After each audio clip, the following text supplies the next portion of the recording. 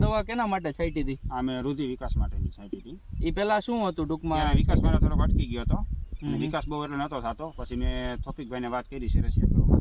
પછી એમને મને કીધું કે ક્યુબજી મારી દે એનાથી કે સારું થઈ જાય છે. પછી માર્યા પછી તો તરત મારે રોનક આવી ગઈ, ગ્રીનરી આવી ગઈ અને વિકાસ કઈ રીતે ટૂંકમાં આમાં વિકાસ છે તમારે? પેલા કઈ રીતના હતું? પેલા મારે ટૂંકી દાંડિયા ચાલુ હતો એમને એમને ચાલુ જ હતો, થોડો ધીરો ધીરો જ હતો. હા, એટલો બધો વિકાસ નતો થતો. યુરિયા ને બધું નાખતા તો છતાં વિકાસ નતો. થોપિકભાઈ અહીંયા આવ્યા હતા તો મેં એમને કીધું મેં કપાની ચક્કર મારી તમે જોઈ લ્યો.